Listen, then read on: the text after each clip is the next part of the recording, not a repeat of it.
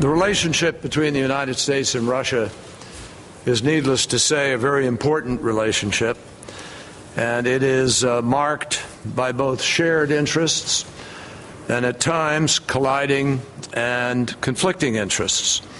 And I think we're all very clear-eyed about that. Secretary Kerry today, Secretaries Kerry and Hagel are meeting with their Russian counterparts at the State Department. And timing is everything. Those meetings were planned before President Obama decided to cancel a Moscow summit with Vladimir Putin next month. Joining me now is the State Department spokeswoman, Jen Psaki. Jen, thank you very much for being with us. Great to be here. Well, thanks for joining us. This is a big day, so I appreciate your taking the time. Busy You've got day the around Russians here. There, and the atmosphere, as the Secretary himself said, sometimes, as in diplomacy, as in hockey, sometimes there are collisions, and this is a week, a day, 6 months of collisions, principally over Snowden, but not just Edward Snowden, also Syria. What are you hoping to accomplish today with Lavrov, the foreign minister? Let me attempt to add to the analogy here. This is our relationship with Russia is like an onion. There are many layers. And what the Secretary hopes to achieve from today, and the administration, of course, is to continue to make progress on the issues that have been a bit stuck. We're not afraid of talking about tough things, whether it's Syria or human rights. But we're also going to talk about areas where we think we can work together to make progress globally. So North Korea, Iran, and certainly talk about missile defense as well. There's a wide-ranging agenda today. They just finished the second session, and they're continuing the meeting shortly. Do you think that they will come up with anything on Syria, on the political dialogue, which has been stalemated? Well, there has been agreement, as you know, between the Secretary and the Foreign Minister that the best path here is a political path, that a Geneva conference is the best way to move that forward, the best vehicle. So they will definitely be discussing that. That will be a big part of their conversation in their bilateral meeting that will take place a little bit later this afternoon. And what about the whole dynamic between Vladimir Putin, Barack Obama? Putin let it be known today, of all days, that he had sent a get well message, a telegram. I didn't know people still send telegrams, but sent a telegram down to Texas to former President George W. Bush. They got along famously. And there is clearly no warm relationship between Putin and this president. Well, there aren't nearly enough telegrams sent these days, are there?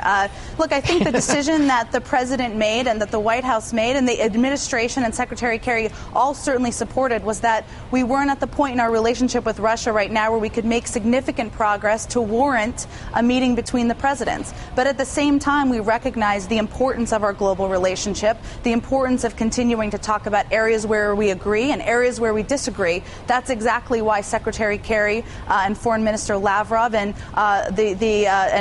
Secretary Hagel and his counterpart are meeting today. So I can't promise you what's going to come out of it, but it's more a recognition that this relationship is important and we need to continue to work through it even at challenging times.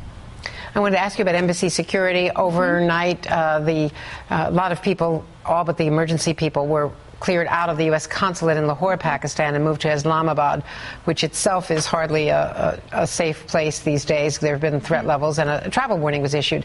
This, as I understand it, is separate from the overall threat that we think is more rooted in Yemen. Can you explain?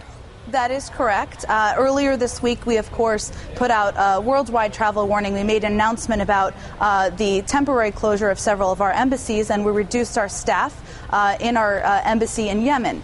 We are still continuing to provide services around the world. We are still evaluating every day when we can reopen all of these embassies. But all of this is done through the prism of how to keep people, our personnel, our brave men and women who are serving around the world safe, and American citizens who are visiting these countries and these embassies as well. So we're continuing to evaluate information, and we're making decisions day by day. Now, to that point, are you possibly going to reopen some of these diplomatic posts as early as Sunday or Monday? Well, many of them were closed through Saturday, as you know, and some longer than that, depending on the timing of the holiday. We're currently discussing decisions on when some will be reopened or what the final outcome will be, and I expect we'll have more to say about that in the coming days. You can't keep them closed indefinitely. No diplomat wants that to be the case. But we you need certainly to, don't want that. But can you fortify them to the point where you feel comfortable and confident that you're not endangering people? Well, we know that men and women serve around the world every single day knowing they're in dangerous places, many of the ones that we have discussed over the past few minutes. But we make every decision, whether it's security and how to protect them and fortify security and fortify our embassies, or it's about when they'll reopen with the question in mind of how to keep them as safe as possible. So that's all a part of the discussion. And of course, there's a debate, as you know, right now, or will continue, I should say, on Capitol Hill about embassy security funding, and that's really important and something that the Secretary will continue to press with his former colleagues. There's been some criticism, especially in print, that the administration went too far in closing all of these embassies and that this was a reaction to, or an overreaction to Benghazi.